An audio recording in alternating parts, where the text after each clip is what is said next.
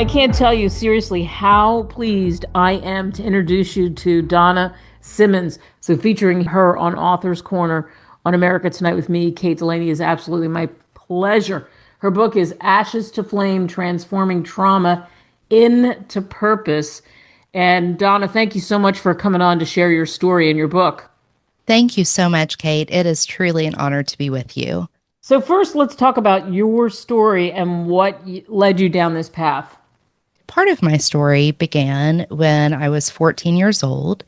And after losing my father to advanced stage lung cancer at 13 and having endured some early trauma myself, I did not have very good coping skills. And at 14, I was admitted to a behavioral health facility for treatment.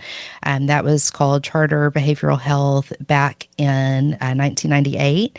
And it was located in Jeffersonville, Indiana, the specific branch that I was at. Unfortunately, instead of receiving the help and healing that I desperately needed as a young traumatized teenager, my vulnerabilities were preyed upon by a mental health technician who worked at that facility. He was 29 years old and he started grooming me in that facility. And now I shared at the beginning that part of my story starts there, right? Because we have to look at the vulnerabilities behind what made me even vulnerable and, what put me in the position for my mother to even allow me to have a dating relationship with this man. So to go back even further, my mother herself had been a child bride, marrying at 13 years of age. And she was born into a family that was riddled with abuse, and, she only had an eighth grade education. So she didn't have the capacity or the wherewithal to be able to know anything different. And because that was normalized in her own life, and, again, she didn't have access to education or a prosperous career or what have you, that is what set the stage for me to be preyed upon by this individual at that mental health care facility, and for her to facilitate it through her consent, ultimately marrying me off to him when I was 16. Wow. And there's so much that people don't realize, and you just explained that so well about child marriage and trying to end child marriage in this country. And that's one of your quests. Yes, absolutely. I am on a mission to end child marriage in the United States of America, as well as get to the core issues of breaking those cycles of generational trauma. And I share it that way because we absolutely have to focus on stopping the bleeding first, right? And we Yeah. can do that with that common sense legislation reform. But ultimately, we also need to reach the family units and reach individuals and help them recognize dysfunctional patterns and ultimately heal their own lives so their children don't carry the legacy of their pain. Yeah. So again, the name of the book is Ashes to Flame: Transforming Trauma into Purpose. I mean, even the quote you have on the front from Muriel Hemingway, where she says, Ashes to Flame is more than a memoir, it's a movement. And I so agree with that. That's a very powerful way to describe what you talk about by sharing your journey and what you want to see happen and what you've seen happen. So tell us more about the book.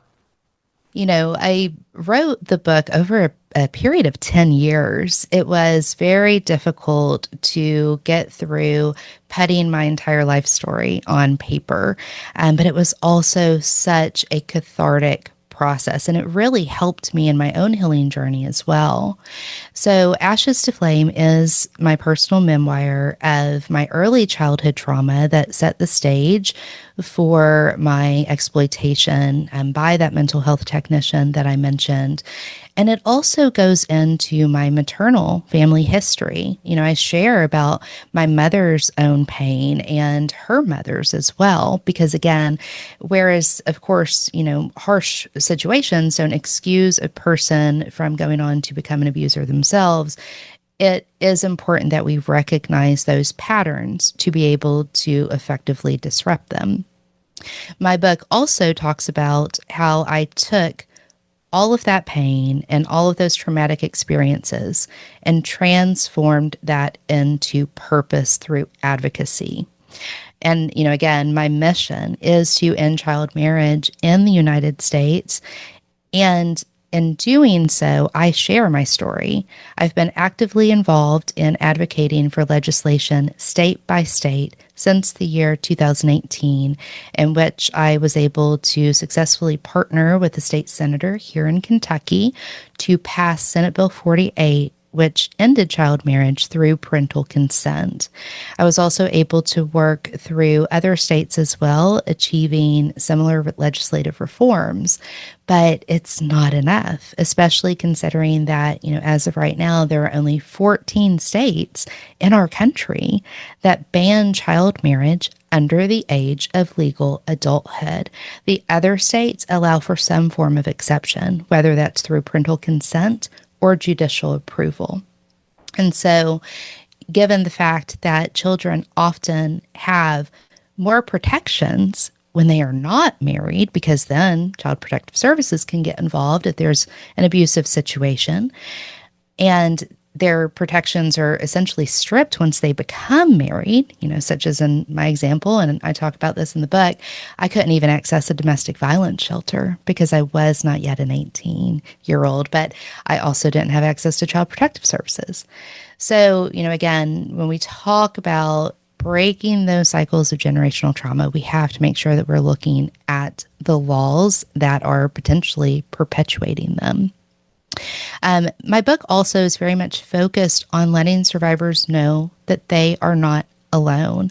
And I share a lot of very intimate details about my personal experiences with abuse because of the fact that I think it's important survivors know whatever they may have experienced in their own minds or within their own bodies or even their responses to traumatic occurrences, that is something that is common when you're dealing with trauma.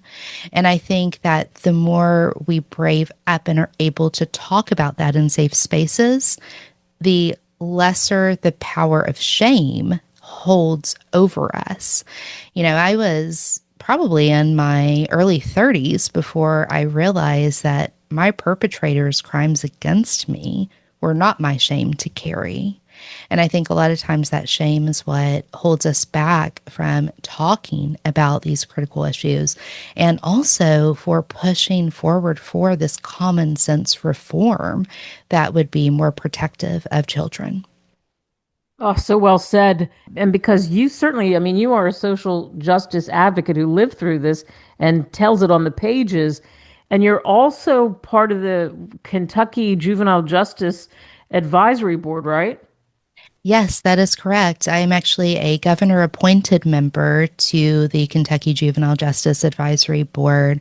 I had the great fortune of working directly with Andy Beshear back when he was Attorney General. And, as I'm sure you know, he is the governor of our Commonwealth of Kentucky now.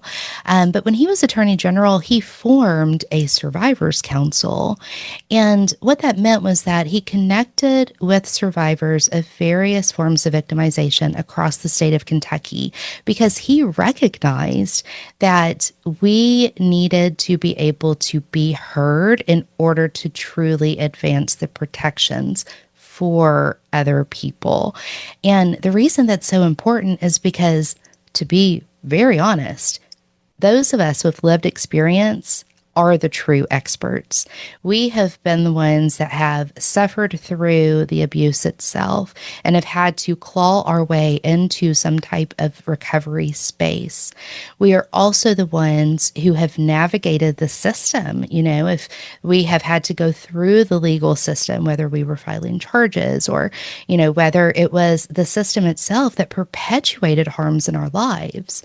And so to be able to bring former victims to the table, to have their stories shared, and to point at the deficiencies in the system and legislative failings that continued and contributed to those crimes is very powerful at healing those and also preventing that crime from happening. So, with that said, after working with Andy Bashir when I was on the Survivors Council, when he was Attorney General, he ended up appointing me to this board. And so at this point, I'm able to work with stakeholders across the state of Kentucky to provide information on my own story in part, and also, again, look at the system of services and the policies that relate to system involved youth, and to be able to poke holes in it, right? Because we have to be able to have open and candid conversations about what works really well in our systems when it comes to empowering kids and preventing a trajectory towards a life of continued harm, versus looking at the ways that the system continues to exploit and abuse. And I'm very fortunate to have this position to be able to work, with folks doing great work across the state of Kentucky. I'm very hopeful that, we are able to launch this forward in a much broader way. And I'm actually working right now on developing something that can be used nationally for survivors who would like to start vocalizing their own experiences with trauma and becoming advocates for change within their own communities. So here within the next week, I will actually have packets that can be downloaded on my website, traumatopurpose.com, to be able to set up various chapters across our country, empowering survivors to reframe their trauma into purpose. Wow. Incredible what you're doing. Incredible book. Pick it up, download the packets, Ashes to Flame, Transforming Trauma into Purpose. Thank you so much, Donna Simmons. Thanks so much, Kate. I appreciate being with you.